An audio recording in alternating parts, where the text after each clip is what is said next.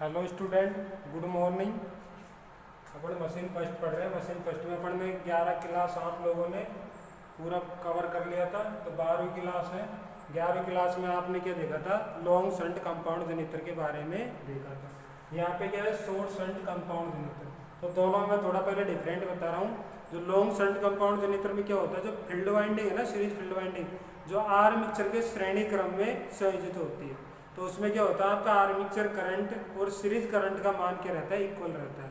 यहाँ पे जो आपको शॉर्ट शंट कंपाउंड जनित्र है ना, उसमें क्या रहेगा आपका, जो आपकी सीरीज फील्ड वाइंडिंग है ना, जो लोड के श्रेणी क्रम में कनेक्ट रहेगी। तो देखना, आप मैं डायग्राम बता रहा हूँ अच्छे से, तो इस चीज से आप अच्छे से देखना ना।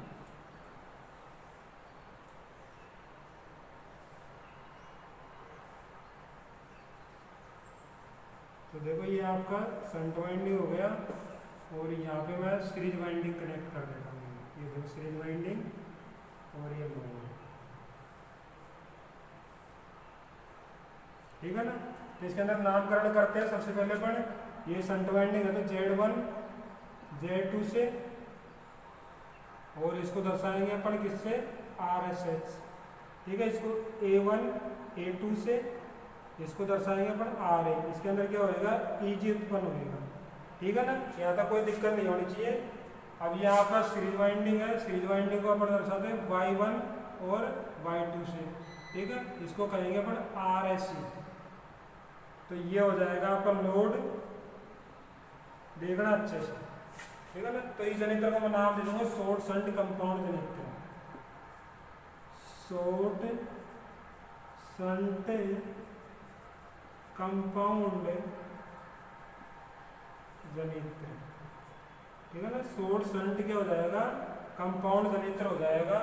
तो इसके अंदर सबसे पहले देखो, उसमें क्या हो रहा था, ये सीरीज फील्ड वाइंडिंग है ना, जो यहाँ पे कनेक्ट थी। लॉन्ग शंट में क्या था? सीरीज फील्ड वाइंडिंग यहाँ पे कनेक्ट थी।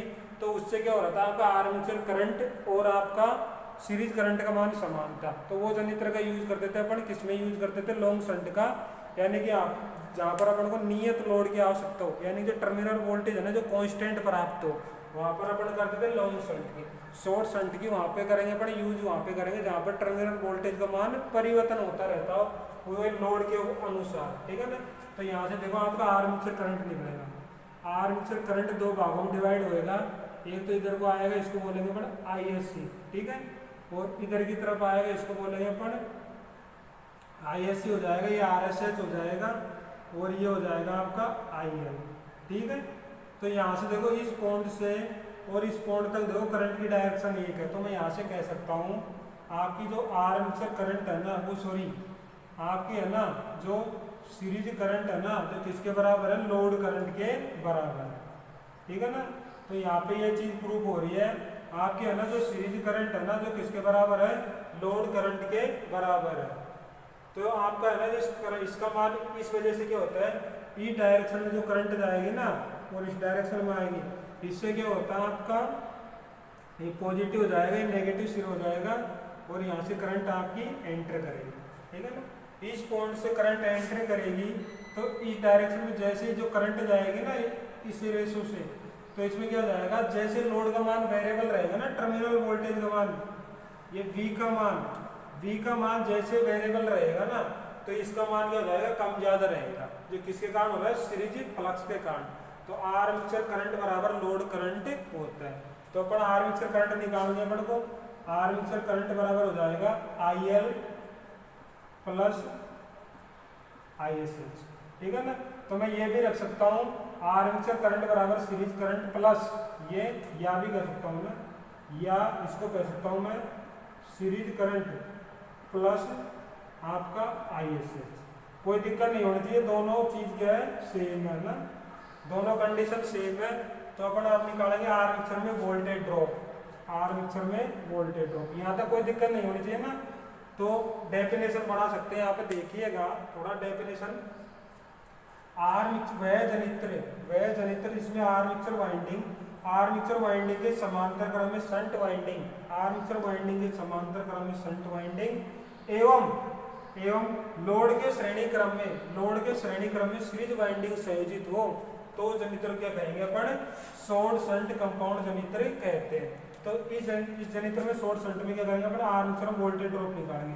तो आर्मेचर में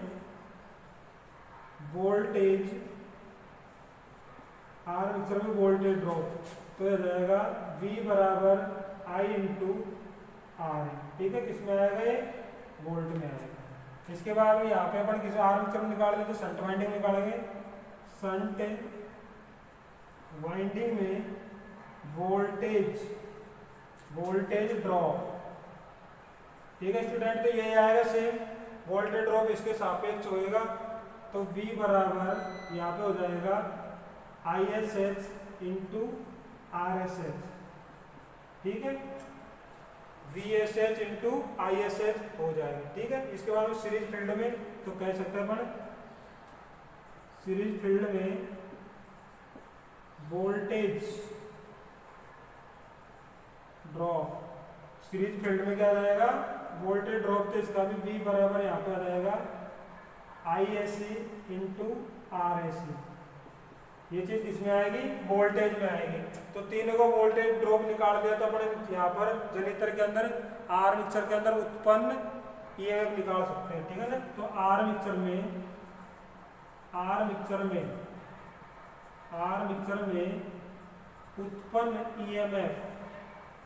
उत्पन्न EMF मीन्स यानी कि इंड्यूस्ड EMF है ना, इंड्यूस्ड EMF। ठीक है, इसको किसे दर्शाएंगे अपन, EG से। ठीक है, तो EG बराबर क्या होएगा, टर्मिनल वोल्टेज आ जाएगा। तो V प्लस आर्मेचर के सापेक्ष वोल्टेज ड्रॉप आ जाएगा भाई, इस पॉइंट से इस पॉइंट में। तो आर्मेचर के सापेक्ष वोल्टेज ड्रॉप ही हो जाएगा I इंटू R। ठीक है, प्लस अब यहाँ पे लेंगे अपन, क्या लेंगे, ये तो आ गया। अब यहाँ पे अपन लेंगे सीरीज का लेंगे। ठीक है ना, सीरीज फील्ड वाइंडिंग का voltage drop, series field winding का वोल्टेज ड्रॉप आएगा यहाँ पे ISC इंटू RSC। ठीक है, ये चीज आ गया। तो ये चीज आ गया आपका वोल्टेज ड्रॉप का फॉर्मूला यहाँ से प्राप्त होगा। अब अगला पॉइंट आता है आपका आर्मेचर में विकसित शक्ति। आर्मेचर में विकसित शक्ति, आर्मेचर विकसित पावर का फॉर्मूला हो जाएगा आपका EG इंटू IA। इसमें आएगा वाट में। ठीक है ना, यहाँ तक कोई दिक्कत नहीं होनी चाहिए, आर्मेचर के अंदर विकसित शक्ति। ठीक है, तो ये चीज थी अच्छे से। अब यहाँ पे अपन आगे निकाल सकते हैं और भी चीज। तो ये चीज आपका यहाँ से अब अपन निकालेंगे भाई, शंट फील्ड वाइंडिंग के अंदर कॉपर लॉस होएगा, आर्मेचर वाइंडिंग के अंदर भी कॉपर लॉस होएगा, और सीरीज फील्ड वाइंडिंग के अंदर भी कॉपर लॉस होएगा। तो तीनों के अंदर जो कॉपर लॉस का मान है ना, उसको अपन याद करेंगे आसानी से। ठीक है ना, तो सीरीज फील्ड वाइंडिंग के अंदर भी कॉपर लॉस होएगा और इसके अंदर भी कॉपर लॉस होएगा। तो उस चीज को मैं यहाँ पे ही आपका डस्ट करके इसको ऐड कर रहा हूँ। ठीक है ना, तो ये चीज समझ में आया होगा अच्छे से आपका।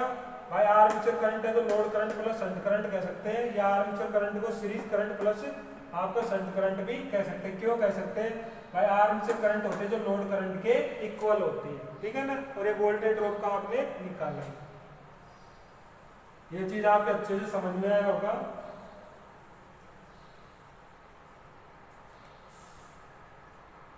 देखिएगा आगे अपन सबसे पहले निकालते हैं आर्मेचर वाइंडिंग। आर्मेचर वाइंडिंग में कॉपर लॉस, आर्मेचर वाइंडिंग में कॉपर लॉस।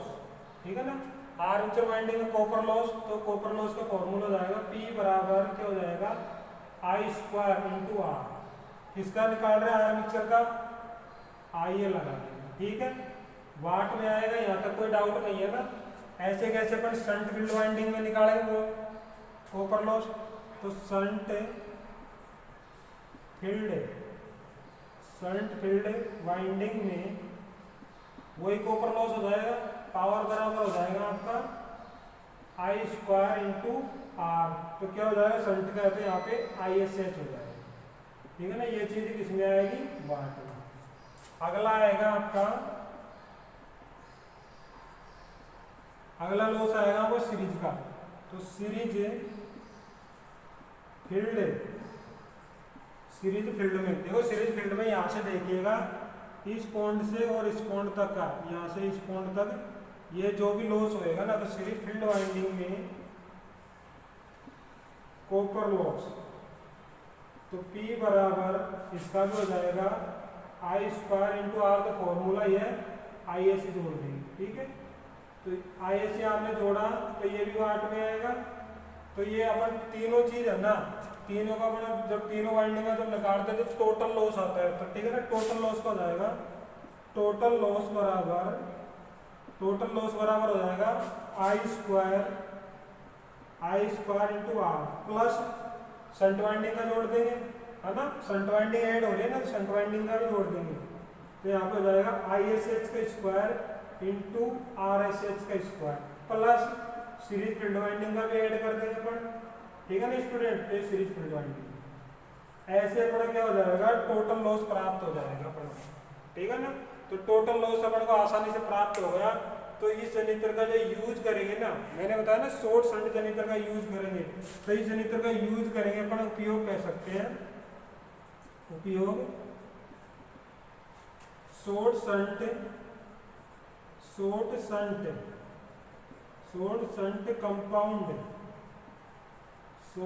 कंपाउंड जनरेटर का उपयोग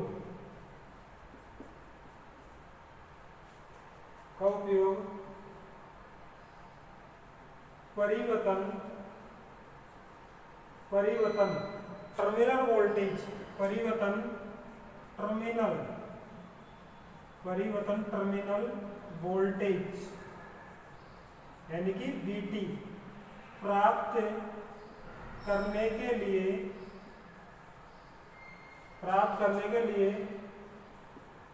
प्रयोग करते हैं, ठीक है स्टूडेंट। लॉन्ग शंट का क्या था, लॉन्ग शंट में क्या होता है, कांस्टेंट वोल्टेज प्राप्त करने के लिए यूज करते थे। उसके अंदर क्या होता है, लोड का मान वेरिएबल होता था ना, तो उसके अंदर कोई प्रभाव नहीं पड़ता था। लेकिन इसके अंदर क्या है, सीरीज फ्लक्स है ना, जैसे सीरीज फ्लक्स का लोड बढ़ा तो सीरीज फ्लक्स का मान भी बढ़ जाएगा। तो इसके अंदर यानी क्या होएगा, एक वोल्टेज ड्रॉप का मान वेरिएबल प्राप्त होएगा आपका, ठीक है ना। तो आपने आप देखा शॉर्ट शंट कंपाउंड जनरेटर देखा, इससे अगली क्लास में आप देखेंगे, अगली क्लास में देखेंगे आप जो है ना कंपाउंड जनरेटर के टाइप्स ऑफ कंपाउंड जनरेटर की किस्में, ठीक है ना। तो वो आगे कंपाउंड जनरेटर की किस्में कितने प्रकार की है, 2 प्रकार के, डिफरेंशियल और कैमुलेटिव के बारे में अच्छे से डिटेल से देखेंगे। तो आपने आज शॉर्ट शंट के बारे में अच्छे से डिटेल से जानकारी प्राप्त करें, ठीक है स्टूडेंट। धन्यवाद, फिर मिलते हैं अगली क्लास में ना।